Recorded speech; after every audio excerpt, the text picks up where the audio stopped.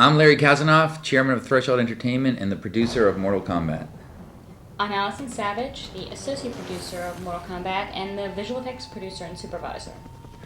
We had two main goals in making Mortal Kombat. We wanted to combine special effects and martial arts into a mythic story in a way that had never been done before. And our second goal was to have an absolute blast doing it and make a movie that everyone would have an absolute blast watching. We wanted to do the best action and the most unusual visual effects ever done before. To accomplish that, we made a vow and a goal that we will assemble the best martial artists ever assembled for a movie and the most ever assembled for an American movie. We would get together the best visual effects team possible, and we would bring all those people halfway around the world to shoot the film, and that's what we did. The most important thing about both the action, martial arts, and the visual effects is that we wanted everything to be different.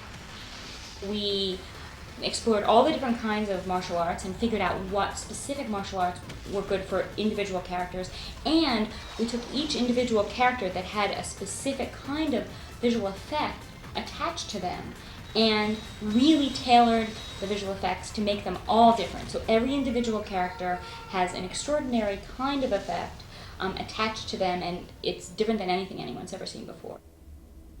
You're watching a scene shot in Ayutthaya, Thailand, which is a remote temple area somewhat north of Bangkok. Here we had two goals in this opening scene. We wanted to set the tone for the story, both from a mythic point of view, what's going on, who this guy is, the bad guy Shang Tsung, and this is Shan, Liu Kang's brother. And we also wanted to start the movie with a bang. I mean, it's supposed to be fun, it's supposed to be a fight. We wanted the sky to look the way it does in this shot, and to do that, we had to bring a green screen with us to Thailand and set it up in the wind and the 110-degree heat, varying from day to day, to get that effect.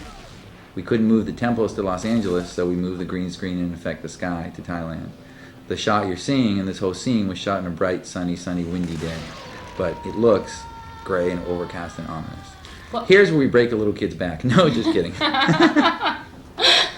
What we did after we shot the characters in front of green screen, you see the skies are broiling and look ominous. But what we did is, of course, as Larry said, shot it in front of a bright sunny sky. We darkened it down. We brought these shots that were clean and bright back to Los Angeles, put them into a digital studio. Buena Vista did those specific sky shots, and designed the different clouds to the way that we wanted them to look, and then incorporated them into the scene. This is Robin's show. We found Robin out of Hong Kong martial arts movies. It was our goal that every actor in Mortal Kombat either was a martial artist who we taught to act or was an actor who we taught martial arts. We wanted to combine the best of Hong Kong martial arts with the best of American filmmaking. We were lucky in finding Robin, who grew up in America but then moved to Hong Kong, worked in Hong Kong martial arts, and then came back here. So he actually had both. His English wasn't very good when we first met him, but he trained, and he's an extraordinary martial artist. He was a real find, for not only for this film, but I think for our future films of Mortal Kombat and just in general as an action star. This particular scene, what we labeled the Techno Club, was actually shot in an old munitions plant. We had all kinds of production design, as you see it. And the toxic waste is real. and I have shoes to prove it. Now here's where it gets hard, because we want to make a movie that you believe but that is fun. So a guy's about to turn around whose face is half metal. This is Kano.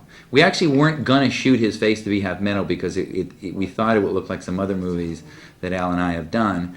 And as we were designing the characters, we had little kids in, and they would see all the character designs and approve them. And when they saw Kano, the original Kano, without this metal faceplate, the kids started huffing and puffing like an exasperated bull and almost exploded, thinking that Kano wouldn't have a metal faceplate. They kept repeating it, Kano has a metal faceplate.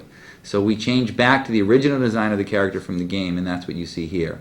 I think it's pulled off because the whole movie, even here when we're on Earth as opposed to Outworld, looks a little hyper-realistic.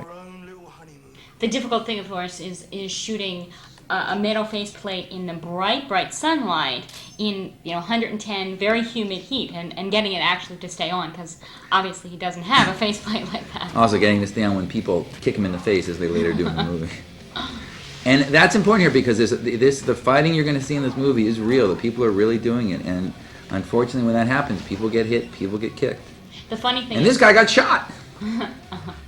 And the funny thing is, people talk to Bridget Wilson, and our stunt coordinator, Pat Johnson, would constantly say, if you really actually get kicked, I mean, people do get kicked, obviously it's choreographed so people don't get hurt, but Bridget Wilson often tells a story. She says, if you get kicked and you really feel it, don't stop, because it probably looks real and you don't have to do it again. So here's where we're trying to set up all the characters. Who are our main characters? So we set up Liu Kang and his backstory. We just set up Sonya Blade, and now we're setting up the character who's the American actor, Johnny Cage. This is actually the first scene we shot in the movie, the one you're seeing right here.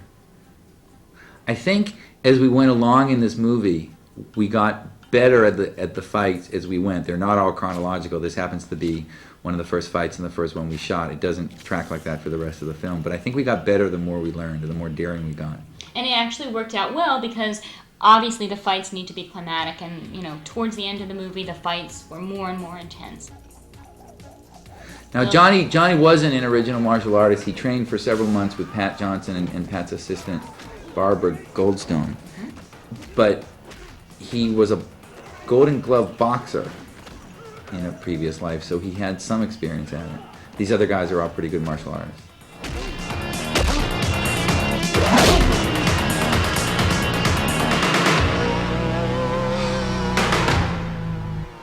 This is where you fall down.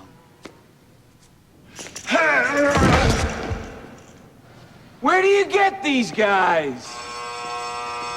And the press says I don't know how to do this stuff? Now, the guy you're about to see clearly maybe looks like somebody who we won't mention. And that actually, a director? Famous director? Could maybe? be. That actually is just a coincidence. He was the funniest guy who came and auditioned, but it was fortunate that he sort of looked like someone. Some people get that, and some don't. Now Johnny's about to meet up with an old sensei that he used to know, who actually is Shang Tsung, disguised as Shang Tsung. Which you will find out in a moment. Yes. We originally thought of casting this sensei as a very famous, well-known, older action star, someone iconic. We dropped the idea because while we thought it would be a laugh, we thought it would kind of kick you out of the movie. So we cast a good actor, but not a famous person in his own right in the role. This all was hard to construct because this is Mortal Kombat and we wanted to move and we wanted to be fast and furious, but there's an element of backstory that we have to tell for the people who watch the movie who don't perhaps know the backstory from some of the other media we've done, like the game or the comic books or the animation. The difficult scene coming up is this sensei has to make a transformation into Shang Tsung. And the difficult thing is, of course, they're different height, they're different size, their face is different, first of all. So we had to get their walking pace and their movement to be similar so that we could morph one character into the next, which is what you're about to see. Also, the difficult thing is, of course, so many people have seen a morph that we needed to do something cooler that sort of spiced it up, and that's what you see there. Morphing, which Al and I worked together on a movie called Terminator 2, which was as recently as 5 years ago, an amazingly new technology, is already old and used and a bit boring. You can buy it for $89.95 on your home computer. So when you need it for a story element these days, as Al said, you try and simply dress it up some way. It's gotten old quickly. This is Liu Kang arriving at the Temple of the Order of Light, which is supposed to be in China. It actually is in Ayutthaya, Thailand. These temples have since been shot, but we believe we were the first people to shoot them for a film. We originally were going to build the old kind of traditional village in the rice paddy with an old Chinese man sitting under the pagoda, but when we went and scouted in Thailand and we saw all those old locations, they simply looked so much like other things we'd seen in other movies. We were discouraged, and our location scout finally said to us, look, there's one place we haven't taken you to, but it's not what you've asked for, and we didn't even know this exists. And we drove into town late one hot night and just fell in love with the look of this place. So we actually changed a lot of what these scenes were going to be based on this location. This is actually the old capital of Thailand 700 years ago.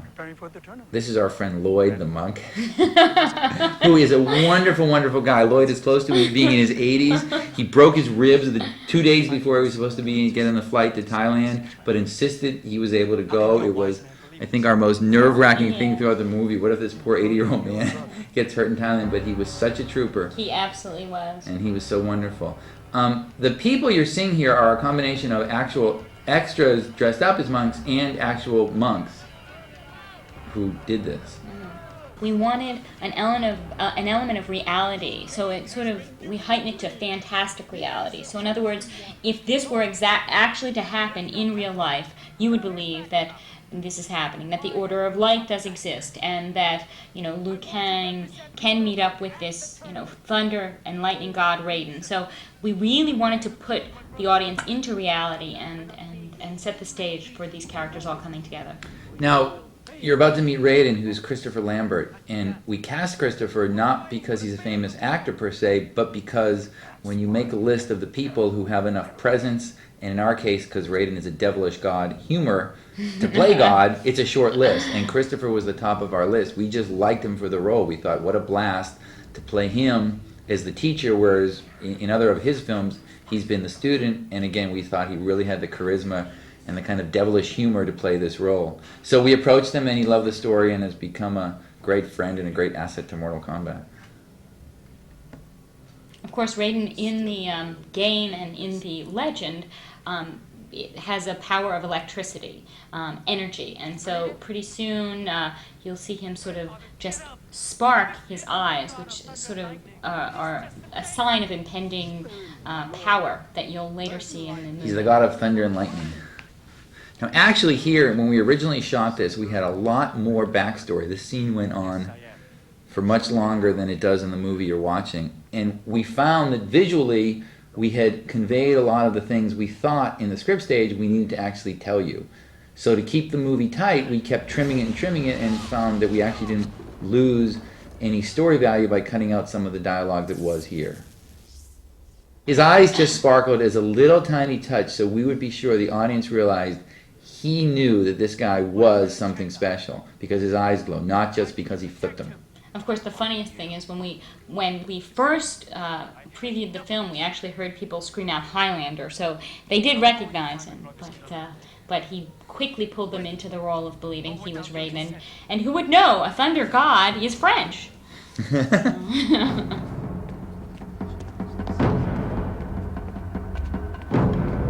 He isn't ready, my lord. And we've lost so much time. I know. But there's no one else.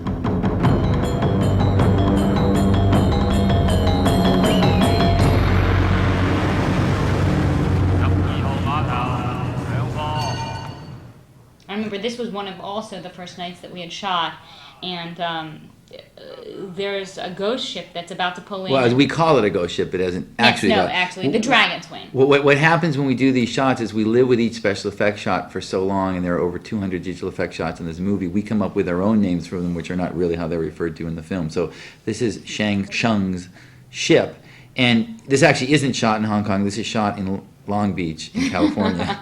But you see all the fire and all the light, so the whole look of the movie is a bit, as I said, hyper-realistic. So when we then move into Outworld and you see guys with creatures in them, it won't be so jarring. You'll kind of believe it. A real doc wouldn't have fire lit every place so much, but we overdo it so that it will blend with the later effect scenes, but not too much. Mm-hmm. The most important thing is, you know, we're showing little touches of effect, but we're sort of getting the audience into the characters, into the story, so by the time they're on the island seeing these fantastic effects, they believe it because they're pulled in by the characters and they're pulled in by the story. Now, in a minute you're going to see a several 100-foot junk come into the harbor, and originally we scoured the world looking for one and figured we'd rent one. We couldn't find one big enough, and if we found one big enough, we couldn't afford it, and no one who owned a precious thing like that wanted it to be destroyed, which we had to do, and we couldn't get it over here. So we actually did something that I don't think has been done before, which is we created the exterior of the junk digitally. So this doesn't exist. This is all a digital shot, everything you see there. The entire ghost ship is actually completely created in the computer, which is kind of funny because when we were on our way over to Thailand, we had already shot this scene, and we were on our way over to Thailand, and in the Thailand airport, one of the effects supervisors from Buena Vista visual effects, the company that did the Ghost ship, actually was pulling out drawings and saying, what do you think about this? So in other words, we had actually shot the scene and we were still making modifications to how we wanted the Ghost, the dragon's wing to look. So in other words, we put in this boat later and it doesn't exist in real life, as a lot of things happen in Mortal Kombat. We used effects two ways: to heighten what the bad guys, or in some cases the good guys, can do, but also to show locations and places that don't exist. That was our real goal, to make digital creatures that exist only in the computer and entire sets and backgrounds that exist only in the computer. What's great about the Dragon's Wing, having created it in the computer, there were a couple of scenes later in the movie that we needed to orient the audience as to where our characters were coming from. They were going to the island. You'll see a sunset shot, a daylight shot, where you actually see that ship. And because we had modeled it in the computer, we had a matte paint and we said, well, just put it in that particular shot. And we were able to do that because we had already built it in the computer. That means the ship, what Al's saying is the ship exists in 3D, so since we have it, we can basically place it from any angle in any shot we want. This is just Johnny and Sonya meeting and their first romantic interlude. Lou here, in these last few scenes, it turned out to be actually funnier than we thought, so we kept playing it up. A lot of the little bits of humor are things we strove for, but a lot of the things are things we ad-libbed. Let me restate that. A lot of the moments of humor are ad-libbed. This is the deck of the boat, shot in a soundstage in Los Angeles. We rented 3 hangars at the 3 LA airports to shoot this movie. They were huge, huge sets. And we had to build this portion of the interior set because we have some extensive stunts where people are pulled by wires and thrown around the interior of the ship, and obviously the walls had to be reinforced, so we had to build those portions of the ship. Another important thing that we felt about the effects in the movie is it has to move the story forward. So you're about to see a scene here where Raiden makes his grand entrance and certainly and introduces all the other characters. Now here's Subzero and Scorpion, 2 really popular characters from the mythology of Mortal Kombat, from the games and the other media, and so we introduce them Shane-like, to be cool and mean and evil. And you'll see the beginning of each one of their effects, but each character's effect had an arc in the movie. You see it a little bit, and then it grows and grows and grows as you see it more often. So now we're just going to show you a little inkling of what they can do. Sub-Zero can freeze people. That's a digital shot. Scorpion, fortunately, actually has this guy in his hand, so we didn't have to do an effect for this shot. This is also a digital shot, but it's showing us what's going to happen. The hard thing here is getting, and here's Raiden coming in to put these bad guys in their place. In his energy form. Now the guy who just flew across the ceiling, there wasn't a ceiling there. We digitally replaced the stunt apparatus with a ceiling. Shang Tsung and Raiden here are facing off. Shang Tsung is bowing because even though he's a killer and a murderer in the world of martial arts, one bows to one's opponent. And it was very important to, not only in our story, but to all the actors who play these roles, most of whom are martial artists, that we keep that in there. We try to stay with the integrity of the martial arts as closely as we possibly could. The quote message of martial arts and of Mortal Kombat is that if you believe in yourself, you can do anything. Now, we didn't make this movie to tell that message. We make this movie, as I said, because we hope everyone has a blast watching it. But that's an important underlying story element that pervades all of the mythology of Mortal Kombat. If you believe in yourself, one human being is capable of changing anything, including our entire world. Once again, we tried to stay with the integrity of the legend that the game players and such knew. So obviously, Scorpion had a rope dart, has a rope dart in the game, and Sub-Zero can freeze people, and Raiden has electricity. But we've taken all the effects that people knew and heightened them to a much greater extent. We never thought of ourselves as making a movie from a video game. We thought of ourselves as making a movie from the story that video game is based on. So based on the legend. We went back to that story, enhanced it, wrote a Bible of it, so to speak, and from that we constructed the script, which is the movie you're watching. But it's very important because all the kids and all the people know the characters from the legend. And well, half. Yes. Half of our audience were people who knew Mortal Kombat and half weren't, which was our goal. So we have to fulfill on the expectations of those who know yet also educate those who don't and keep both sides happy. So this is the part in the movie where we sit down and explain to you exactly what's going on if you haven't picked up on it so far. Hopefully we do it quickly and with great aplomb. Actually, Christopher ad-libs a laugh in here, just a little laugh when he says the fate of billions will depend upon you, and then he laughs and apologizes, which is actually the biggest laugh in the movie, and it's the best thing about his character. That little laugh and apology completely sets the entire tone of his character, which is he is a thunder god, he is saying something incredibly important, he is immortal, but he's also devilish and he's funny. He has a sense of humor about it, so it's fun. And there's no better way to convey that than to absolutely show it.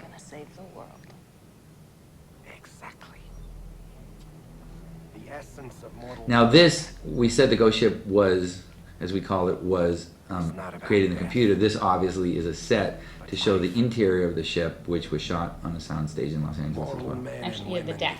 The deck of the ship. Why are you telling us? The other sequence was in the ship's hold, obviously interior. They're all great fighters.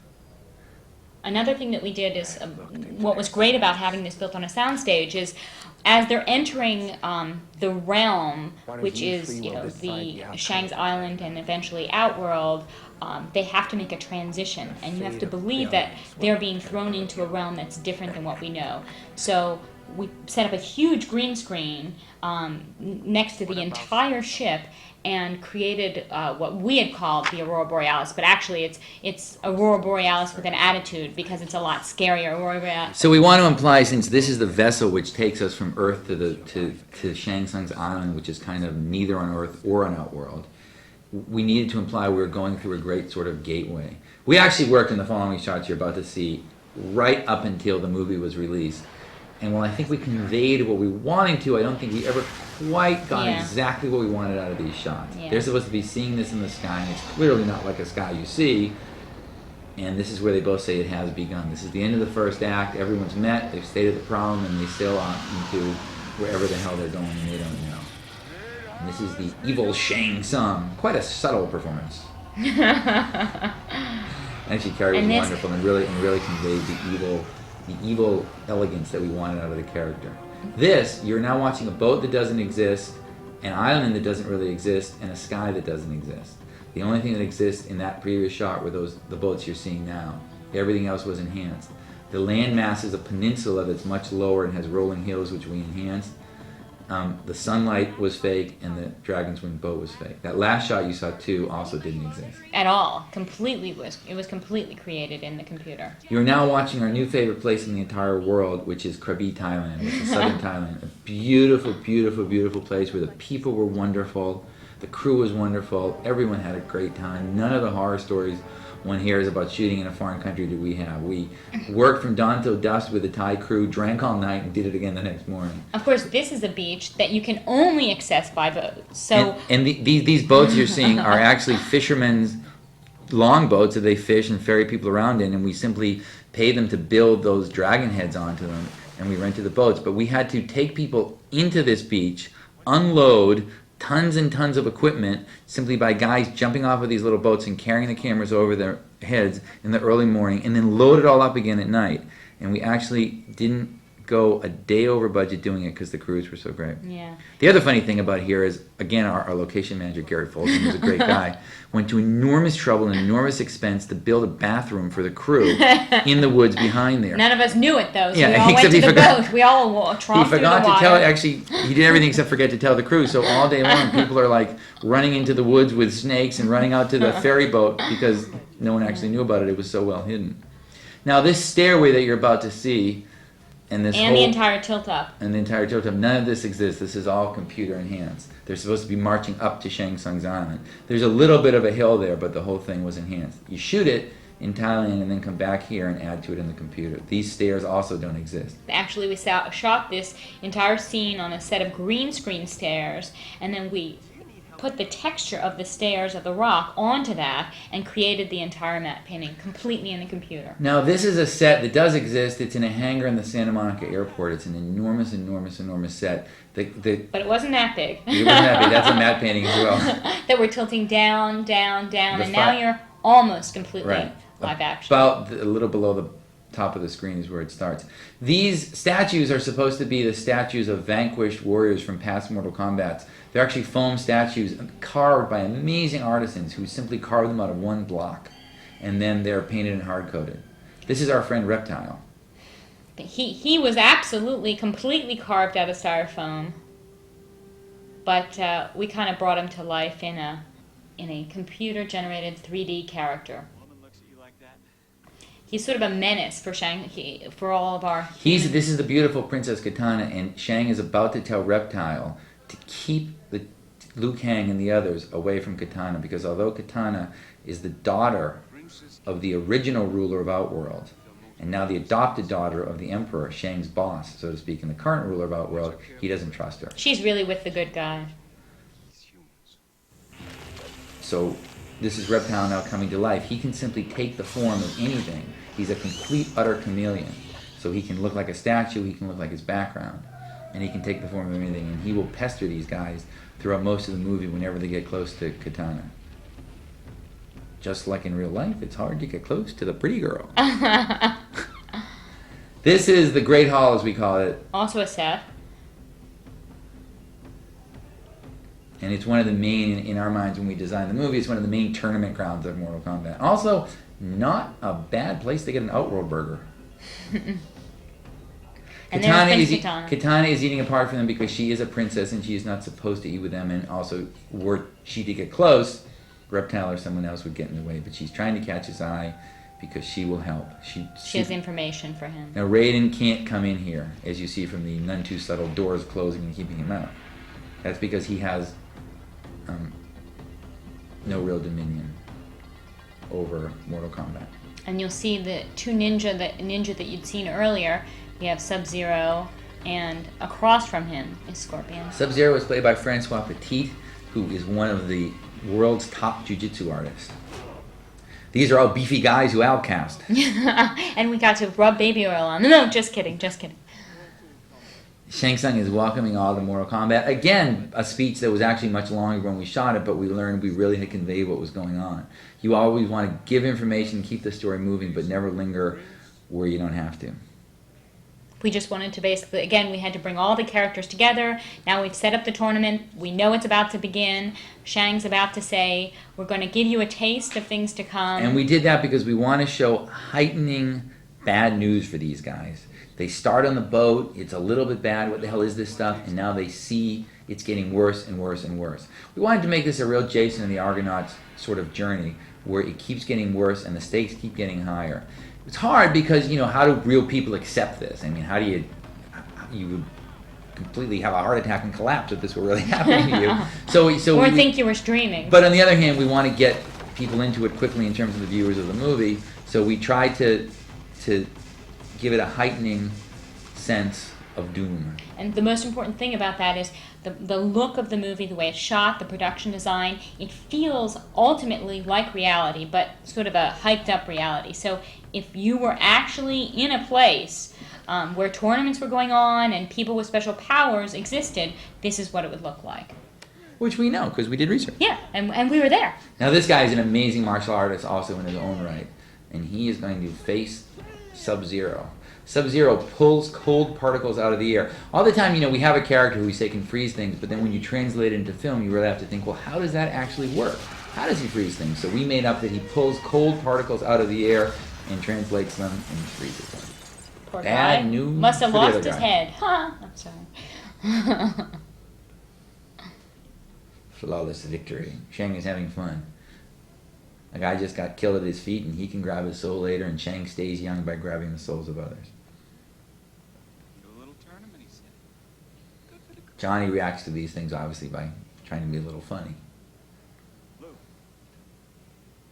Here's another moment where we set up a little bit of the rest of the film. You like the pretty girl? Yes, I do. But wait. There may be a monster lurking in the background. And in a moment, you'll see the beginning of the next monster you're going to meet on this journey, which is Goro. Goro is a four-armed prince of the subterranean realm of Shokan and general of the armies of Outworld. We wanted to take a lot of these two-dimensional characters, so to speak, and make them three-dimensional. That's why we gave Shang Tsung some elegance and some style. We gave Goro arrogance and intelligence. This is Goro watching now. Goro has won Mortal Kombat for the last 500 years, and if they win this time, they win the Earth. So Goro was sort of surveying over the land, but he's too arrogant to perceive any threat that's going on. Now here's where they're all running to figure out they're still not truly accepting what's going on. She wants to follow this guy to get to the bottom of it. They're sort of helping and following her because they don't really know what else to do. It's actually interesting because what we're trying to set up here is that in the beginning of these three people, the girl is the one who knows what the hell's going on. She's a special forces agent. Logical one. She knows what's going on. She's assessing the situation. And they're kind of following her. Now this is all shot on a wooden plank in a stage. Against a green screen. In Van Nuys. None of this exists. We completely... The birds, the bats, everything. We completely built this digitally in the computer, three-dimensionally. And this is a sort of hint of our four-armed friend. This is actually an ad-lib shot that we really didn't script, but we put it into the original test screen and it got a huge laugh and we liked it, so we kept it, which is Johnny telling Sonya to go check everything out first since he's such a tough guy. We initially shot a lot more of our characters wandering through different canyons and caves, but we really ended up not needing it. It's sort of like we're on a mission, we need to find out what's going on. There's a fine line between being realistically lost and being just kind of stupid and goofy and wandering around all day. So after a while, it's where do we go? Which way do we go? Now, so Goro was something, who you're about to meet, was something that had never been done before. Goro is an 8-foot, 500-pound, four-armed creature who we made a decision largely not to do digitally. Goro is three kinds of different puppets. It's a guy in a lightweight suit who has great mobility, but not really mobility with his facial expressions and his top arms, which we call a stunt suit, which he can fight in. It's an animatronic puppet, which means there's a guy inside, but the top arms and the head are controlled through wires running down the back of his body and out through his foot, so you can only see him in a medium shot, not in a full shot. And it is a completely radio-controlled guy in a suit whose upper arms and facial expressions are radio controlled. The latter one had never been done before, and it was extraordinarily hard and complicated to use. It broke a lot because it was so technical. However, it gave us the ability to show him moving and interacting in a couple of complete wide shots, which really sold the believability of the character. We touched up some of his lips digitally when he just couldn't mouth some of the complex words we had him say perfectly. And we had him say those words because, again, we didn't want him to be a big, goofy brute. This guy is a spoiled prince, and he's arrogant, and he thinks these humans like Kano are just complete, utter scum. And he can't wait to beat them and ravage the land, as Shang Tsung has promised him he will be able to do. The thing is that Goro, because he was 8 feet tall, his mouth is very large. So actually the animatronics to get the mouth to open and close and look as if it's enunciating could not possibly happen as fast as a normal human would talk. But this is one of the most advanced puppet creatures ever built for the movies. And the reason, there are certain things, as you see, we've done certain characters digitally, but Goro has, such an amount of screen time that, 10 minutes or 8 minutes or whatnot, digitally, of course, would be, very expensive. Still today, even with digital technology, when we made this movie, the cost of doing this would be prohibitive, and it would be very hard to keep him this realistic looking on screen for this long. We originally were going to spend much more time down here showing how Goro lives and eats and having him chase live dragons, Komodo dragons up the wall for dinner, but again, we realized we didn't need it, and we were able to convey what was going on pretty quickly. We also wanted some humor in this scene, which there is. I mean, we think Kano's hysterical, because on Earth he's such a big shot, but here he's scared to death. And we purposely made Kano sit in this chair, which is a Goro chair. So it's good if you're really 8.5 feet tall, but not if you're him. And the one thing that we were concerned about, but is absolutely conveyed, is you had to have tension between Goro, which of course he is not a human character, he's an animatronic character, and Shang Tsung. And we set up a tension that really absolutely is conveyed and is very convincing. We had Goro originally taunting Shang Tsung much more about that Shang Tsung lost the tournament 500 years ago, which he did, which is why he needed to come back and recruit Goro to be his guy in the last round of tournaments over the last 500 years. So Shang lost 500 years ago, which means Outworld didn't get Earth, and then you start again, and Goro's won 9 out of the last 10, but he's arrogant.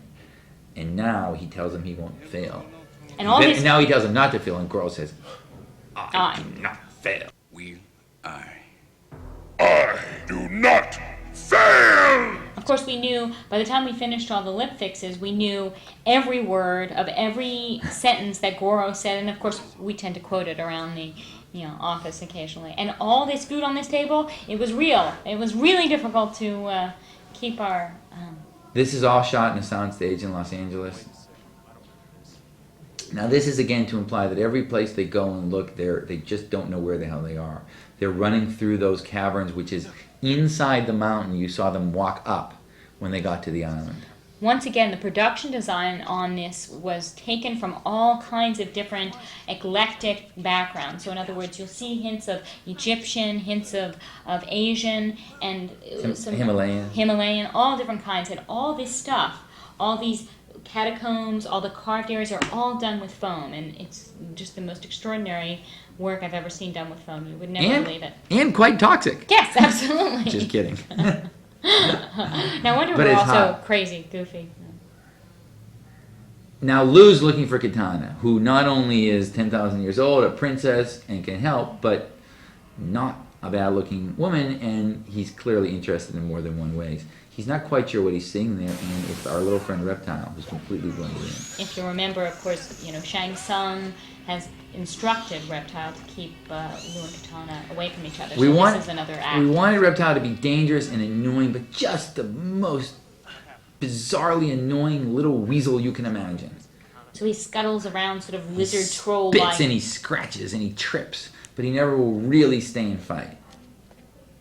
It's like the guy you hated most in high school. Little pest. You know where we're going? I know exactly where we're going. They've rescued Liu and now they're looking again. These are cobwebs we built by getting silkworms and... No, they're just spray foam cobwebs. I don't smell anything. We wanted to show, we originally had the fight you're about to see in a different place, but we wanted to show that Johnny, who was bragging so much that he knew where he was, really didn't at all, and they led them right back to Goro's throne room. Which, of course, if you saw in the scene before, he says, absolutely, Kitana's been through there, and then as they're breaking through the cobwebs that must have been there for, like, ever, you know that she couldn't have been through there. Now, this is our first big martial arts fight of Mortal Kombat. You'll see a couple moves of Robin's shoes or Liu Kang's that are just extraordinary. Now this is actually interesting too because we shot these fights originally very wide because everyone is doing the martial arts that you see and we wanted the audience to know that there isn't trick photography. So we didn't shoot some of the normal insert shots like that one. But even though it was real, because like he's really doing this, without that insert shot to sell the hit, it just didn't have the impact. So although we did something not usually done by having these martial artists really do it, we thought we could get away without those kind of insert shots of the facial hits to show that it wasn't trick photography, they really did the move, but we found out it didn't work and you needed the convention of seeing the punch. You needed that literal connection, so we actually went back and shot all these insert shots later on an insert stage. And we did that throughout a lot of the fights in the movie. It's funny because when we first walked into the Goro's throne room, which is what this is called, there were all different colors and that were sulfites on these stalactites and stalagmites. And at first we looked at it unlit and we thought, my God, this doesn't look real. We pulled out books of actually what deep grounded caves look like, and this is exactly what it looked like. And then once, of course, it was lit and everything, it just looked amazing. And we wanted this to match the true exterior limestone formations in Krabi where we were shooting. Which they actually did. You see the sulfur drippings and everything. However, we shot the interiors before the exteriors, which is usually not what you do. You shoot the exteriors and you match that, but because of typhoon season in Thailand, we couldn't do this. Now, here's where we said we pay off all the effects in a heightening arc. Raiden is the opposite. We thought it would be funny. We show him in the beginning with all his great power, and here all he has to do is this. Wave a little finger. A little, I don't think so, and since they know he's Raiden, they all back off.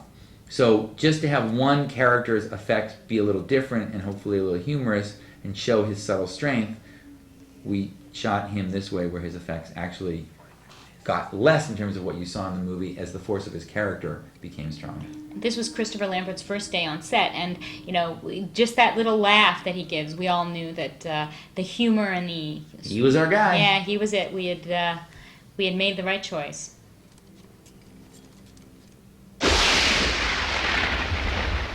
It's interesting doing the insert shots before because you line up a bunch of stunt people and ask who wants to get kicked in the face on them. Oh, me, please. It's amazing please. how many do. And But can I jump off a building? But the stunt people in this film were incredible. Not only the martial artists, but the stunt people. We could not have done the movie remotely as good without them. We placed them very high in the credits, actually, to show how appreciative we were of the work they did. Here's where Raiden is going into what's going on and what they should expect and what's going to happen when the tournament begins the next day. He is warning them. Now we have these scenes for two reasons, because we wanted to show the story of what was going on and the underlying element that you must believe in yourself. However, we also needed a break between the fighting. From here on, the movie is pretty continuously fighting, and you sometimes just simply need a little bit of a break between it. That shot you just saw tilting down, by the way, that mountain doesn't exist either. This is the exterior of this is shot in Thailand. My island will be your battleground. Liu Kang! This is Robin's show, and Robin is a champion in wushu martial arts. We've talked about him before. He's fighting Hakeem Alston, who was a world champion karate expert. We tried to make each one of the fights and each one of the styles separate, so we ascribed to each character a form of martial arts that we thought would best heighten and define who that character was. So Robin is wushu because of the techniques you'll see. This guy who's karate, he's just mean. And as we mentioned, we went out to all the different karate studios, all the different martial arts studios, and really examined every different kind of martial arts that exists and attached it to specific characters. Or occasionally there'd be a character that is, partially kickboxing, partially Hapkido, or that type of thing. But we literally fulfilled our goal of assembling the best martial artists in the world. We not only looked at them all to learn how we wanted the movie to be choreographed, but we looked at them all to cast them. And we just were fortunate in being able to gather an extraordinary group of martial artists who can really do the stuff that you're seeing, which, as I said, was our complete goal. No fake, no wind-up cut, fake hit to the face. Everything that's done is really done. I mean, Robin does this that you're about to see. Hakeem, it was interesting because, as I said, we went back to shoot some insert shots. So we had to call Hakeem 6 months later and say, we'd like you to fly back to Los Angeles. He lives back east, so you can get kicked in the face a few times. And he was on the next plane, but that's why it works. The difficult... Like, look at that kick and that spread on it. Hey, this is great. We can be like sports announcers. Yes! You do the color, I'll do the... The difficult thing about shooting here, this of course is an insert shot, but the... So this is in Thailand, but the effect you're about to see in a second was actually shot on an insert stage in Los Angeles. And the concept, of course, is, as Larry had said, Shang Tsung takes people's souls and leaves sort of a withered husk behind of the person, and that's what keeps Shang Tsung young. So, of course, each time we steal a soul, it has to be a little bit different, and this is how he steals Hakeem's soul. Now, Hakeem is an Outworld warrior. He works for Shang. Usually the Outworld warriors are hooded. Hakeem, we didn't hood, frankly, just because he looked so cool. We thought he'd be mean and not hooded. There's no other great reason for it. He's stealing his soul. We had a big challenge in Mortal Kombat because we wanted to make the movie as cool and as edgy as it could be, but we wanted to also not show the graphic violence from the game's finishing moves, and that wasn't really because we were running from graphic violence.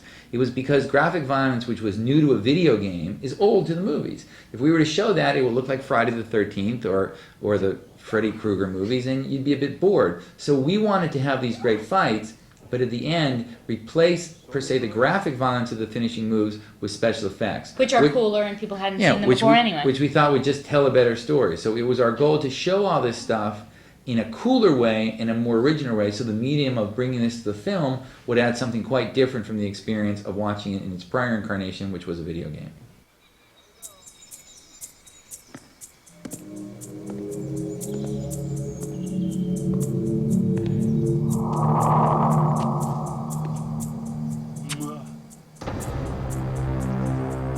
We love this line.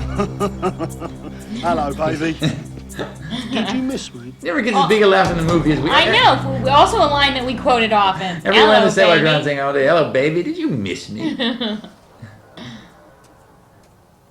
He's just a mean, slobbery guy, but we all love him. It's funny too because when we first shot with Kano, he was I think 15 pounds heavier. He went home, trained everything, came to Thailand, and we saw him without a shirt and thought, my God, did he ever look that? It's the best way to train anyone we know is to tell them they're going to have to take their shirt off in public. That's all you have to do. Now, Bridget Wilson was cast for a number of reasons and extenuating circumstances having to do with schedules days before we shot the film. Most everyone else had the benefit of months of martial arts training. Bridget was a real trooper and came in a bit late to the show and really pulled off, given the time she had, some great stuff. I remember having dinner with her the day after we shot this scene. She was a little sore. Yeah, but she she's got a hit trooper. But she's a trooper and she did some really good stuff with not nearly the training that some of the others had the benefit of. It's always important to us when we put women in action roles in movies, we want to make them as strong and as tough and as smart or even smarter than the guys, but we also want to retain their femininity. I mean, we think it's ridiculous, the notion that to be a strong woman you can't be pretty and feminine and soft as well. So we keep striving for that in all the movies we do. Now this is actually Sonya's signature move from the game. Originally, actually, she didn't do what she's about to do, which is snap our friend's neck. Originally she was a bit nicer, but we screened and we thought, you know, why not? why not? I did movies when they always let the bad guys go. So we went back, and on an insert stage, we shot this.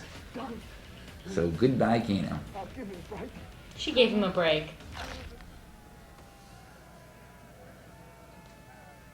I, of course, also remember when we were first rehearsing that move.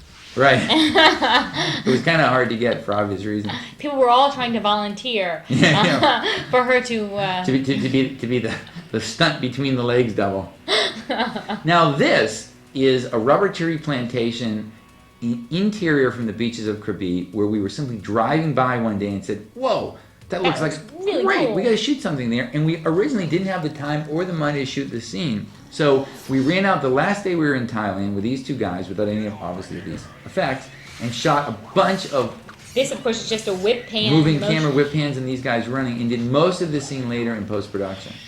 It was just really an idea we got much later to tag on to the beginning of this fight, because this was so cool. This is all obviously computer-generated digital animation. We originally thought about creating this character, this scorpion rope dart with an attitude, partially computer. Rope dart, because in the game it's a rope dart, but we wanted to enhance it. Our goal was to show that everything you know about Mortal Kombat is correct, but there's a lot you don't know. So it's not really a rope dart we see, it's a creature, a biomechanical creature. That comes out of his hand and has an attitude. And if he got you, can eat you. Of course, that one doesn't have an attitude anymore. So Johnny Cage tricked him a little bit, and now, before he can maybe do something else, he's running at him. And that's Johnny's signature move, is Shadow Kick. But Scorpion has lured him into his lair and is about to pummel him. Scorpion's lair is built on a soundstage in Los Angeles, and it's built without walls. These are just lights evaporating into a sort of ethereal infinity, which is a really kind of bold thing to do from a production design standpoint. This is designed after Tibetan burial tombs, where the bodies are buried closer and closer to the ceiling to help their ascension into heaven or into the next plane. The idea here is that Scorpion has kind of an evil one, and these are all people and creatures he's killed over the years. He's lured them all into his lair, but of course some of them have brought their tools, weapons, and such with them, and of course Johnny will make good use of those. Now this fight was choreographed by Robin Show, Pat Johnson, our fight choreographer for most of the movie, and our stunt coordinator, who did a brilliant job, had a prior commitment, and was gone. So Robin, with his experience of about 30 Hong Kong martial arts films, choreographed this fight. And this we wanted to really just go for it. This is absolute fight. They're really hitting, they're really getting nailed, they're really getting kicked. We actually used a number of martial artists for the different scenes here. We used an Olympic gold medalist. We used, Olympic gold medalist to do some of the flips. This is a karate champion named Chris Casamasas doing these hits. but it's an enormous amount of work and time. This scene to shoot, this about 2.5 minutes of screen time, took 12 days? No, not quite. Well, 10 days? 7. 7. This 10. scene to shoot took 10 days. 10 days. Okay. Yeah, it's 10 days to shoot just this fight. This is all shot on a true platform in Little High. This is one of my favorite shots of the movie. It's amazing Now- how he defies gravity. Now we do some of these shots with wires, which we hang the actors on and then digitally erase, and some we don't, because they're just good enough to do it. Doing a lot of these things is the Olympic gold medalist Mitch Gaylord. Okay, maybe he had a little help in that.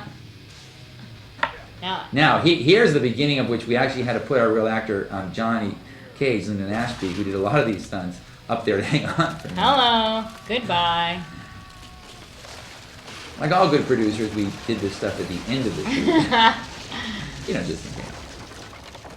And of course, the bones of the people that have been beaten. This is what you call not a good day for Johnny Cage. But he does take advantage of the people that have been beaten here, and This flip is done by Mitch Gaylord, and it's interesting because the people on the set from Hong Kong, Robin, and some of his staff of choreographers and fighters couldn't believe that we actually would take care to make sure that when the actor landed, there was a pad there. He said in Hong Kong, as soon as you get the shot, you don't really care how they land. It's up to them. Kind of the difference between here and there. This is a combination. We're seeing Scorpion in a combination of puppetry and practical and with effects. With digital enhancements.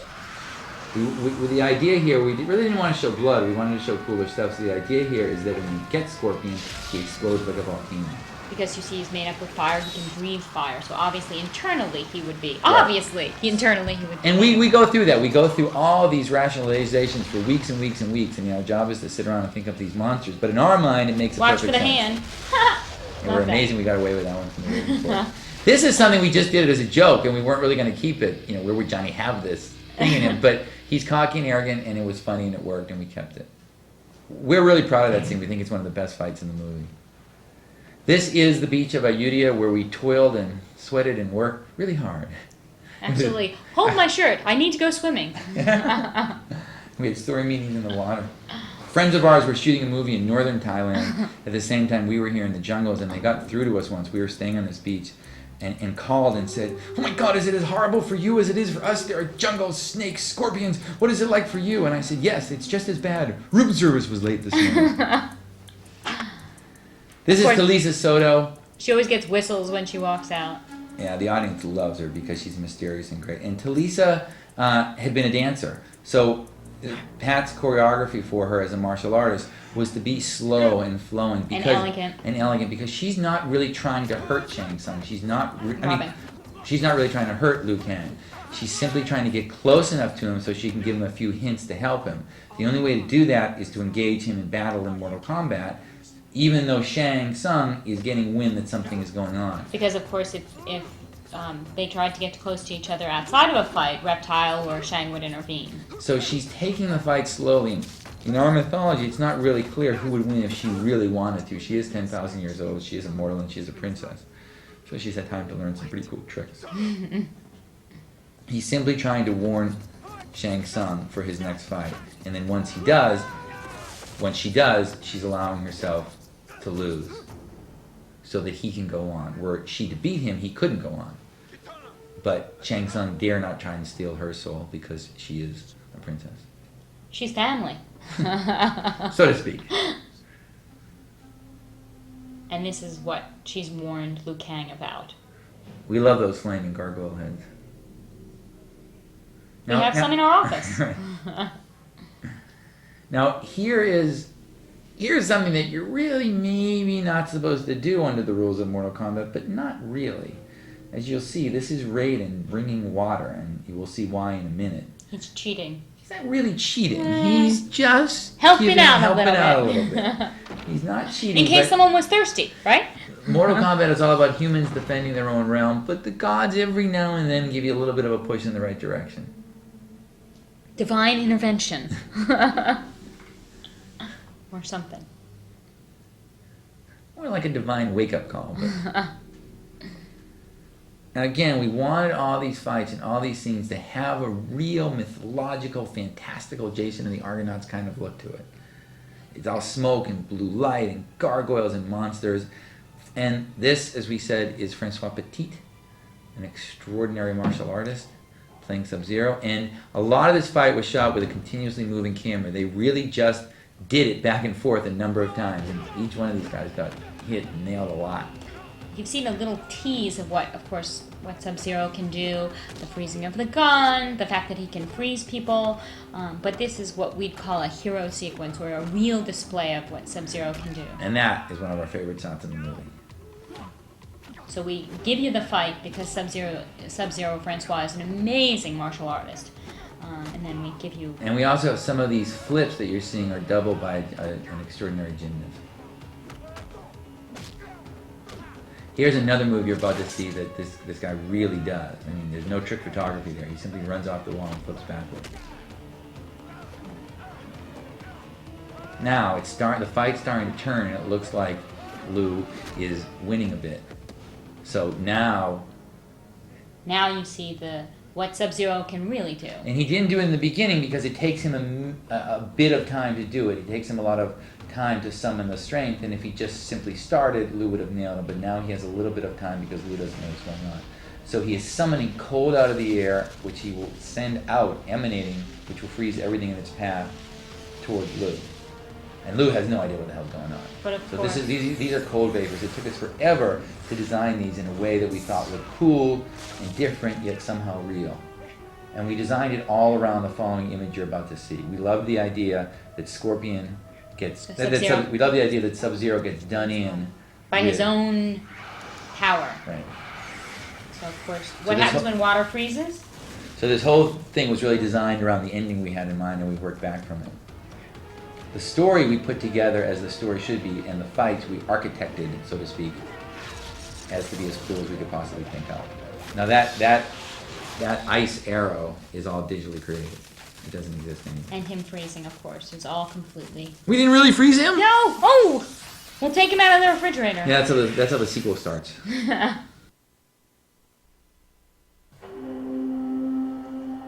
Now here we have back the same created island. This is a peninsula, much, much lower, which we created and once again redressed. Okay, now this is the end of the first day of Mortal Kombat, where Goro is waiting, dying to get his chance. And now it's time. Now he's unleashing Goro. These humans have won enough. They didn't really expect the humans would win at all, but maybe.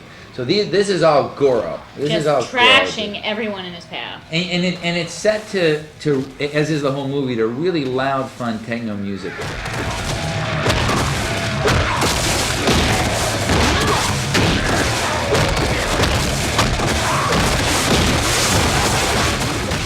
Our original idea was techno music, but we changed our minds and tried to put in a variety of different kinds of music that we thought would produce a hit soundtrack, or that we thought would elevate the movie. We thought of getting really famous guitarists and having them duel and dueling Mortal Kombat guitars. We did everything we could, and then we just thought it just wasn't right. So we did everything we could, and then we thought, let's put in whatever works for the fights, and the hell with the soundtrack, we'll just do what works best for the movie. So that's what we did, and at the last minute we made a soundtrack deal with a record company called TVT, and the soundtrack is about to go platinum. So we really just put in what worked for the movie, kind of tossing aside any commercially planned ideas for the release of the soundtrack, but what worked creatively for one really worked creatively for the other, because it was great music and it embodies the essence of what Mortal Kombat is. It's fun, it's fast, and it's full of energy. This is our poor friend Arlene getting the absolute crap beat out of him by Goro.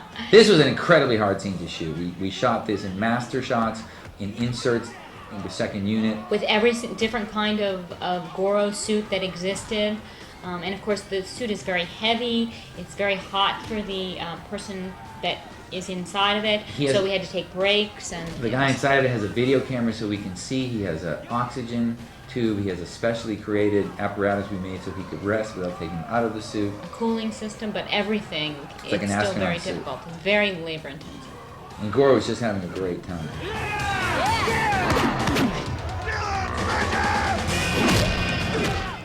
Bad day for Art Lee. Another thing about the score is we ended up with George Clinton doing the score, and he really incorporated that techno beat with an orchestral score to give us like a great use of taiko drums and really unusual instruments that really incorporated well in the flavor of the film. And George did a great job of merging. The songs we used with the music he wrote. And he incorporated the licks of, or little blurbs, little licks, little pieces of those songs with his orchestral score that really worked well.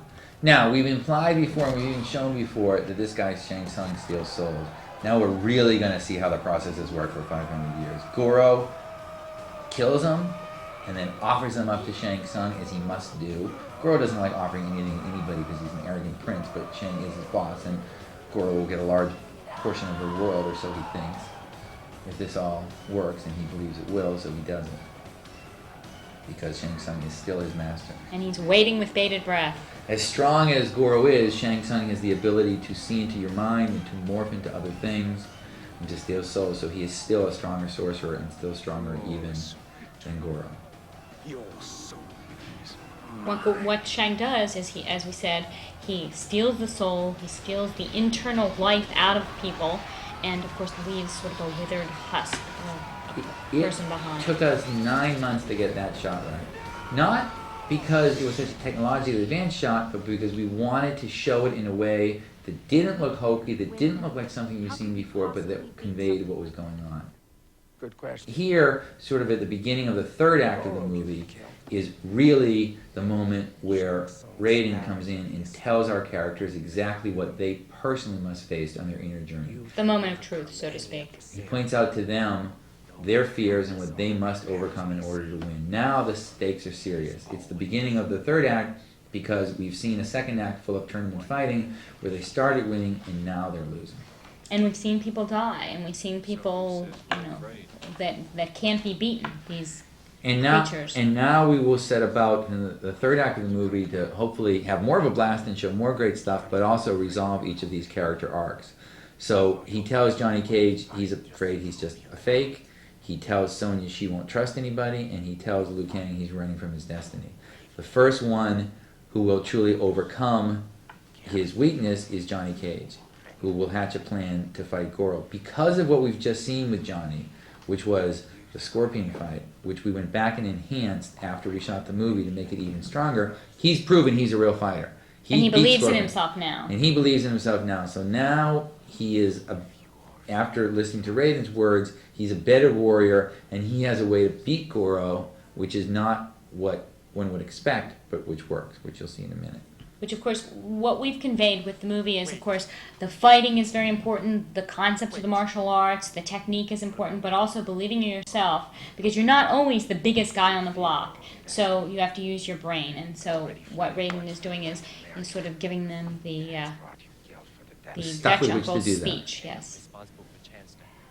And this is important. I mean, it's hard to put this kind of stuff into a movie full of martial arts and special effects because you don't want to be corny and you don't want to be preachy, but it is important because it adds a good subtext and it adds a good story. A little bit goes a long way, but it really adds to what the characters are going through. And it is true. It is the tenet of martial arts. If you believe in yourself, there's nothing you can't accomplish.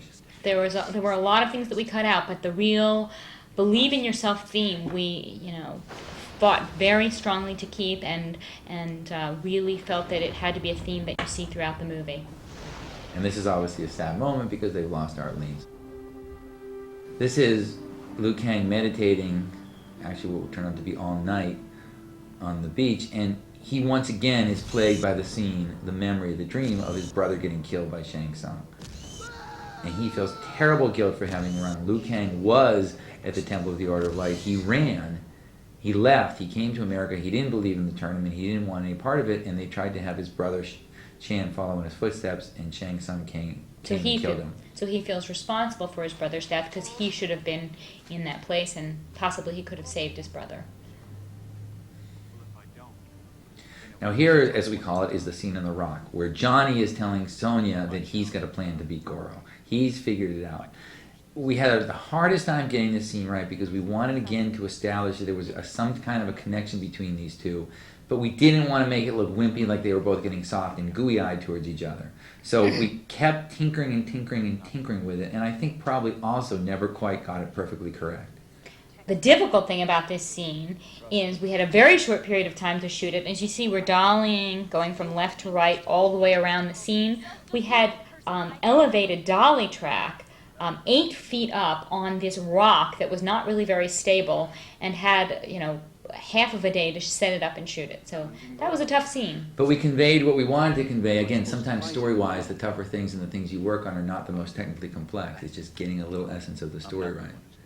And here's where Johnny challenges Goro, and Shang Tsung makes a deal with him because he's not supposed to fight Goro next. It's kind of preordained as to who will fight whom.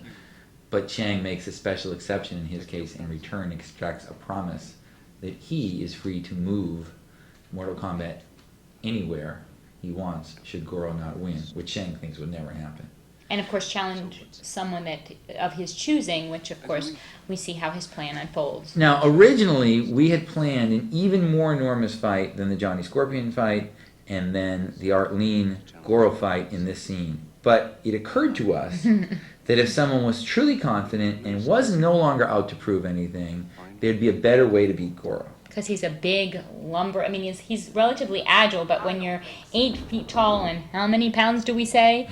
500 to 700, I don't know At how least. much does a 1,000. 8-foot guy weigh. There's got to be a way to use his weight and height and size against him. So someone who wasn't confident and who was afraid of not being real wouldn't do the simple, easy thing that you're about to see Johnny Cage do. But because of the story element and because we've seen he's a real fighter and because of another reason we'll tell you in a second, we figured we could pull it off. You always in these movies, you always in the kind of movie this is, want to deliver everything you promise, but it's nice to have a little bit of surprise every now and then. See, Raiden is secretly happy here because Johnny has finally bucked his authority, and that means they're starting to learn. Because all about Mortal Kombat and all about humanity is the theme that humans are supposed to think for themselves. The gods cannot do everything for them and won't in fact do anything for them. Humans can do everything for themselves if they so choose. And boy, are we philosophical! Oh my God! And this is Goro just relishing this moment. Another little weaselly chipmunk of a human being swirling up to him to be destroyed. Then he can put a notch on his belt for. He can't believe it. There's another display of Christopher Lambert's humor, Raiden's humor up here. Every little laugh, he places them Now on. here's another place where we got something from the kids who came into our stage during the time we were in pre-production of this movie. We said earlier how they set us straight on Kano's design. Every kid who came in who saw Goro being built. No, don't! I have to! Okay. Every kid said to us, hey, what kind of balls does he have? Which we thought was amazing. I don't think you can say that. Can you say that? I don't Which know. we thought We'll was see. amazing. No, it's not television. We thought it was amazing that every little kid said. But it started giving us this idea that we wanted, that combined with what I said earlier, we wanted Johnny to beat him in a more creative way. And in a way that would be believable. Because no matter how good a fighter Johnny Cage is, how the hell can you beat Goro? There's only one way to do it. If you're a real champion, a real warrior, a real fighter, and it's punch him in the balls. And even if you notice on Goro, in that close-up, even his eyes dilate. So that's kind of cool. See, and again, Raiden's getting into this. Yeah, because he has this little laugh and sense of humor that people really appreciated. Now, I can't believe that this little weaselly human has outsmarted him in the simplest way possible. And now he's going to do it again, simply by hiding. It was really the only way to beat Goro that made it funny And that made believable. it somewhat believable in an odd way. Now, one of the next shots you're about to see is something that we believe has never been done before, which is the entire shot, the ledge, the cliff, Johnny Cage, and Goro, in a shot we'll point out in a second, are all digitally animated using motion capture animation, which is a sophisticated animated technique where a 3D digital character is animated according to movements. From a real human. Right.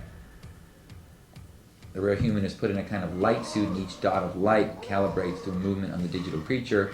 You film the actor in the light suit moving and translate the moving pixel dots of light into the character, and that shot's coming up. This is all shot on the soundstage, and he simply has hidden. Those were $500 sunglasses, asshole. That was pretty good, Lar. I'm working. Wow. This This is the shot. This is that's not Johnny Cage. That's digital animation. That's not Goro. It's digital But animation. it's live action, real, Yeah, but an actor is moving to animate that character. and it's actually put in the digital environment. So And this is again over fake clouds and a soundstage. Here, Johnny says the same thing he said at the beginning to the actor in the movie, making his arc complete. this is where you fall down. He got to say it in real life. And we originally had a thing here where Johnny was going to talk to Goro a little bit and let him die with dignity, but we thought, nah, Goro's a big mean brute, kill him. Yeah. Give him the satisfaction. Now, everything has changed. Shang Tsung is worried.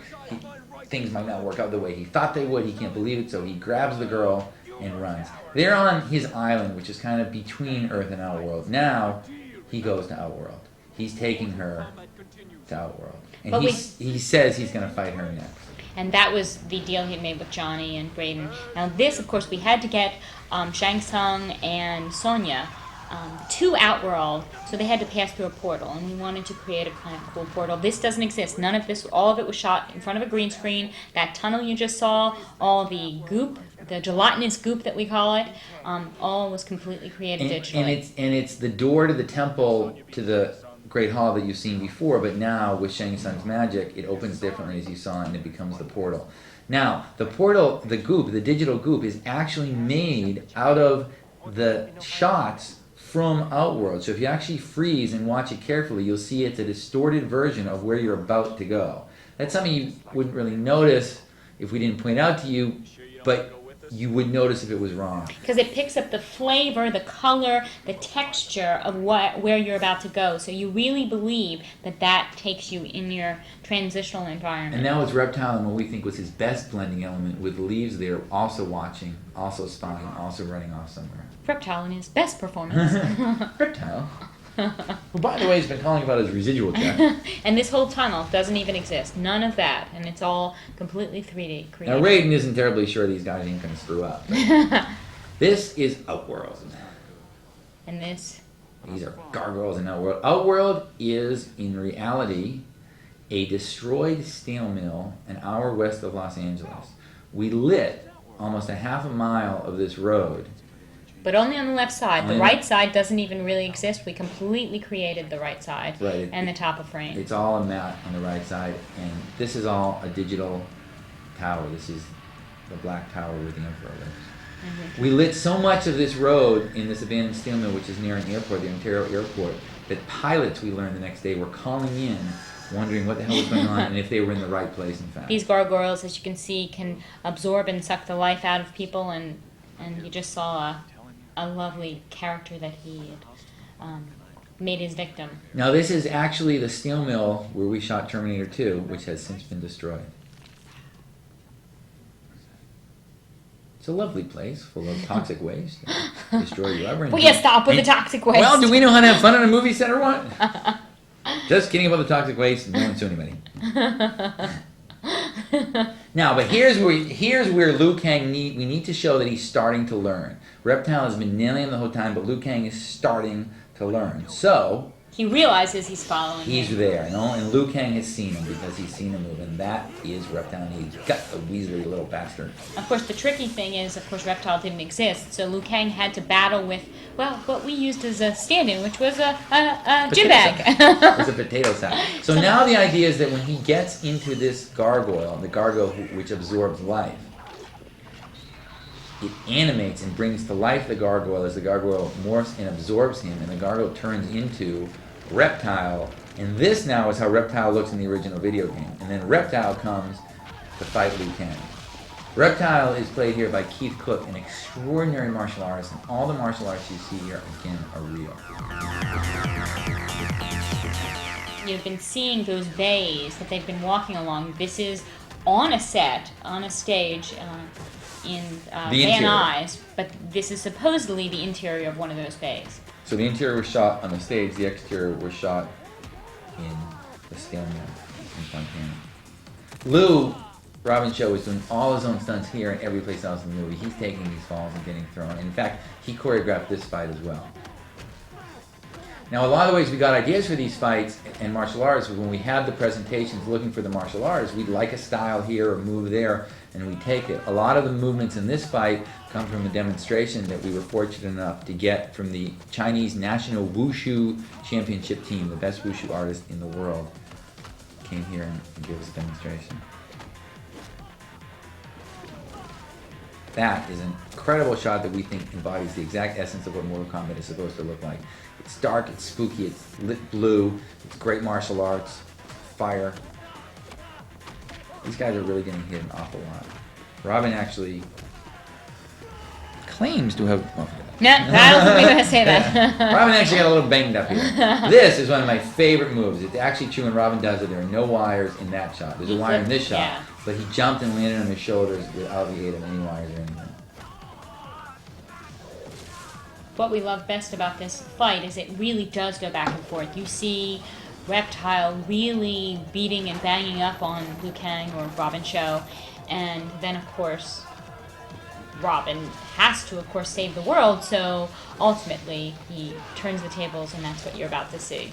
And the song we used under here, which is on the album Juke Joint Jezebel from a group called KMFDM, we think is a terrific song and actually really helps the fight. There are secret codes to winning the third Mortal Kombat game, which we put in the movie if one is... Wants to stop their LaserDisc and see it. So, right there. Did you just see them? Those little round circles. We just hid in the movie and never told anyone we did it to see if people would pick up on it. Now, everyone in the mythology of Mortal Kombat has a signature move. Johnny's the shadow kick, and this is Robin's, the bicycle kick. Now clearly we played this up a little bit more, but now he's starting to glitch. He's hitting him so hard, he's starting to separate back into the two characters that he morphed into before. And there he goes. Now Allison will be mad at me for saying this. Oh no! But these are bugs and maggots and worms. We wanted to originally have them pour out of this guy using honey so they would pour. But the Humane Society would not let us. We shot with more martial artists than any movie ever has in America, and no one ever came to see if the martial artists were okay, ever. But the bugs. The day we had the bugs on the set, we had a person from the Humane Society, and we could not do anything that would harm the bugs in any way whatsoever. Welcome to America. Now, Princess Kitana appears and says, all right, you're finally learning. Not only did you finally catch the little weasel, you killed him. Let me tell you really what's going on. But now also she can be with him because they've taken away the spy. Liu has killed the spy, and now she's telling him what he's going to face. In the Black Tower, as they head for the Black Tower. This is a real mythological part of it. Simply the princess telling the conquering would-be warrior what fears he's going to face in the final scene in the movie. It was beautiful once.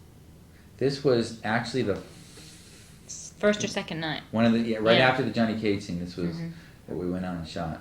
Yeah. Just an amazing, amazing lighting job done by John Leonetti, our director of photography, who really did an extraordinary, extraordinary job with the look of this film. And this is supposed to be the decayed ruins of Outworld, which is what Earth will become if Liu Kang is not successful in his quest. And of course, this is completely computer generated. This is coming from the other side, but you see the buildings that you saw as they walk down the ruins of Outworld, and we're going in to see where Sonya's been held captive. In a lovely party dress and that everyone will be seeing on the circuit this year. And that's completely digitally created, that interior. Everything is. It's digitally created so the shot will be seamless. We also have a set that it matches exactly what you're about to see. But we recreated the actual set digitally so we wouldn't have to cut from that tracking shot. These are the monks wandering in to start. Shang Tsung is trying to get Sonya to fight. There's a little hidden rule in Mortal Kombat that the other opponent must be willing. So now Sonya's character arc has to be fulfilled. If she were agree to fight Shang Tsung, she would lose and he would win the Earth. But she is going to believe that her friends will come. So she, who has no faith in others, is now going to have it. And it's that will save the day. We actually also had this scene between Shang Tsung and Sonya much, much longer. But again, We just didn't need it. It works with what we have, and it works brilliantly. The actors here do a terrific job. As you can see, this image of the dragon, the Mortal Kombat dragon, is everywhere throughout the movie. I'm not playing your game. Sonya, my sweet Sonya. And what we're learning here is what an actress can do in spite of her clothing. On a bad hair day. On a bad hair day. Which you'll see we reference in a second, because we try and, this is a blast, and we're trying to poke fun at ourselves a little bit. So when Johnny Cage saves her, he references the dress. My friends will come with me. Hoping against all. Such an endearing Shang Tsung, one of the most evilest guys you ever want to meet, but having a wonderful time with him. This is Cary Tagawa, a veteran actor who really does a great job. Fight me in Mortal Kombat. Go to hell. Again, you see the look of this film and the lighting and the blue and orange light, all consistent throughout the entire film. Again, a credit to Leonetti. And all the really extensive carving, once again, was all done, with foam and textures that you would never imagine could be formed into those shapes. Seize them! Stay where you are! You'll note everyone in Mortal Kombat is rather good looking because Al and I are nothing if not superficial. And they are the best warriors in the land, and damn it, they're attractive. But, as you're about to see, they're also good fighters. everyone gets their shirt taken off, male or female. Now this is, coming up is my favorite scene in the movie. For all time, keys to the When Robin takes his, No, he's Material. exactly. This one the oohs and ahs when Kitana walks up the beach almost rival. Yeah, This absolutely. scene Oh, there's something for everyone here. Yes, absolutely. But he thought Johnny Cage would fight him, and he's mad. He's now a little nervous because he knows Liu Kang has some other stuff to him. He knows he's the. It's really sort of prophecy that Liu Kang is somewhat the chosen one, and that's why he tried to kill his brother. Shang Tsung needs to lure the world's best warriors to Mortal Kombat. That's why he does what he does in the beginning. He needs to get them there because only by taking their souls can he win Earth. He can't just take ringers, so to speak. But he's a little nervous here. Still cocky, but a little nervous. His best guy is lost. He hasn't fought in a long time. And in the mythology of Mortal Kombat, Liu's ancestor beat Shang Tsung 500 years ago. Now, this is something that had all been told to Liu when he was a kid, but he never believed it. Well, now, obviously, he's believing it. Liu Kang has to go through 3 challenges here. He has to face his enemy, Face His- himself. and his worst fear. So, he's about to be facing his enemy. Again, it was so important to these martial artists, and we agreed to show the, quote, respect that they would have by bowing to each other before the fight. And this, too, is a very hand-to-hand grappling, almost jiu-jitsu version of a martial art, which these guys rehearsed on their own for ages. And of course, I gave them a bunch of pointers.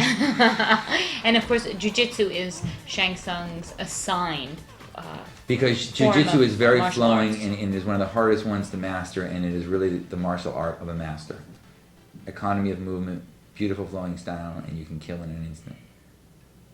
Okay, now Shang's realizing, wait a minute. The only drop of blood in the movie, by the way. Time to use some tricks. This guy hit me.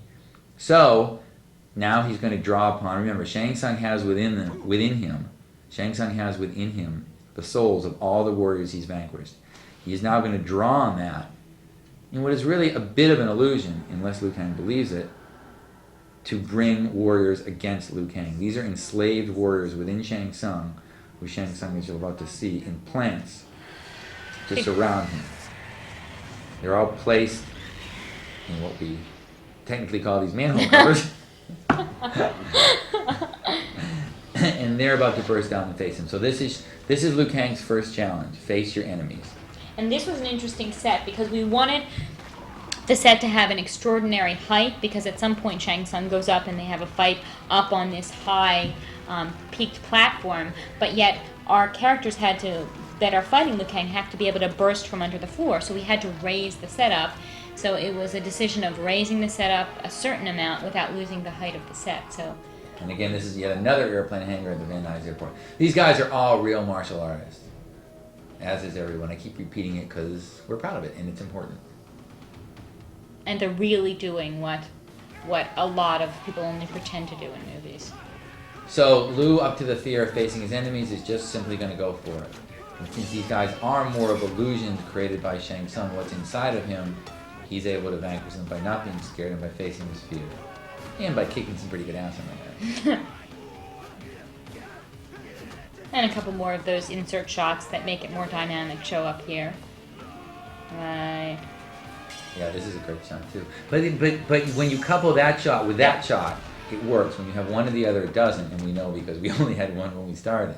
So we need the spectacular move coupled by the little move so you really see what's going on. Now, here's where we have the height problem because we wanted to be able to show the second level here where Shang Tsung ascends to. But, you know, you eventually run into a ceiling even though we're in an airplane hangar. So we put a lot of smoke in there, and that's cool. Now, Face yourself. he has to face himself. Into my soul. But you don't own it. This is his test. Shang is trying to simply psych him out and saying, I got you, give up, but he won't. And also he sort of tries to throw the memory of his brother at him. Which he's about to do Yes. in the next test, and the final one, face your worst fear. And his worst fear is that he's responsible for the death of his brother. Hello. How'd that happen? Who is that guy? And we were sitting in the first screening we went to see. There were kids in front of us screaming, "No, don't do it! It's not him!" It can't be you. This again is a bit of a risk because at the end of an action movie to have a kind of tender scene sometimes doesn't work, but we were really, really passionate about keeping it because it's the heart and soul of the movie, and it actually did work, and we found that the test audiences liked it, much to our delight. And it So we allows, kept and it allows Liu Kang to come full circle, which we felt was very important. So he's almost winning. The music here also is very, very important, as it is throughout the whole movie. Now, what Chang's trying to do is simply lure him into a false sense of confidence so he can take him a few feet close to that edge and simply toss him over into the pit, which Shang is having rise up using his powers. But in the movie, that is supposed to be a real pit and real spikes, and if you fall on it, you're dead. So he's trying to lure him closer to the edge. Come with me. For a moment he believes it, but then he regains his confidence.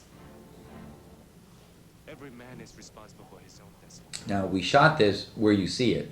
So they actually were working 20 feet up over an actual pit. You can't see there are airbags out of camera range right below, so were they to fall, they would fall on airbags. But they are really shooting this fight 2 feet from the edge of this thing. Shang Tsung starts to win and thinks he's got it. And it's important to do this because you need to create the worry and the fear that maybe, just maybe, Liu Kang will win. I mean, in the back of your mind, Will lose. whoa, maybe Liu Kang will lose. You need to create the fear that maybe Liu Kang will lose. In the back of your mind, you pretty much know he won't, but you never know in Mortal Kombat. This is his final movement, and now Shang is worried. Now, this is important too, and we invented a camera technique here that we used throughout the movie. This was not shot at the end of the movie, where we hung a camera in a plexiglass box, allowing the actors and the martial artists to actually punch the camera, giving a sort of POV of the punch coming in and actually hit the box, which looks like it hit the camera. Now, these are the souls within him starting to be set free. He's starting to lose his power. Liu is trying to talk him out of it. Liu is trying to say, give up, it's over, let them go. I don't want to kill you, just let them go and everything will be fine. But, of course, Shang has a little bit too much pride to do that. And now, Liu is just gonna beat the hell out of him. All those souls you still don't have one of your own. And he's got to. He can't just be one hitting over. It won't be satisfying. You hate this guy from watching him throughout the whole movie, and the audience wants to see, and we want to see, and the character wants to really get his revenge, and not just push him over, but really give him what he deserves. And this is what we call a great trailer shot. Just because it looks cool, and we can use it in the trailer.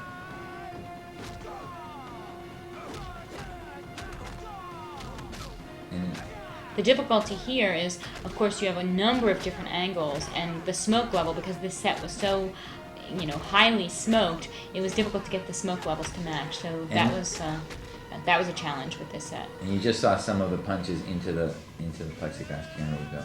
Now, Liu is supposed to have a secret move in the mythology of the game where he can do a fireball. We didn't want to really do that because a human being wouldn't be able to in the movie, but we implied pushing Shang Tsung that hard, hitting him that hard, created a jolt of energy. Maybe it was Shang's leaving, or maybe it was Liu's going into him and pushing him over. But Mhm. you, go ahead. What you're about to see is what Shang Tsung really looks like, because he's very, very, very old, and he steals souls to keep himself young. Now, these are the souls escaping. This is the sequence we called the Pillar of Light sequence, because there's a pillar of light in it, and the souls are all being set free, going up to heaven. Some of the souls that, of course, he had beaten, that were contained within Shang Tsung, and of course, a friend of his shows up. This again is something we shot and really debated, because could we manage to keep this kind of heart and this kind of story element into Mortal Kombat? Would it come off as too wimpy? We really, really liked it and pushed for it and shot it and tinkered with it and edited it and played with the music a lot because we thought it was important to the story, and we're pretty thrilled we kept it. But until then, my spirit will always be with you. Go in peace, my brother. Also, Stephen Ho, the actor who plays Chan, did a great job of being instantaneously empathetic. He really looks like Liu Kang. And here he's completely walking into a green screen. All of this was completely computer generated. So ties well into the set. And this was shot in the steel mill, but that tower at the end and all the moons and everything were completely and everything on the computer right side generated. of the frame is also computer generated. Now it's time to go home. Or is it? And they're safe. Or are they?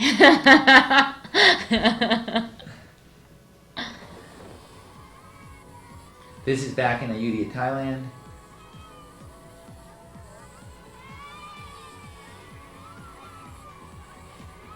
Where Raiden is waiting for them at the Temple of the Order of Light to congratulate them.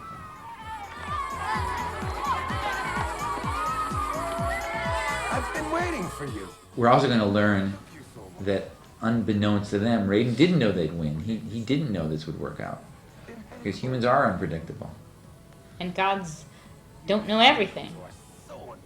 So we think everything's going to be just peachy, but it's not. Because the realm of Earth is being infiltrated by the Emperor. What is it? The Emperor. This is where he says, what's going on? It's the Emperor.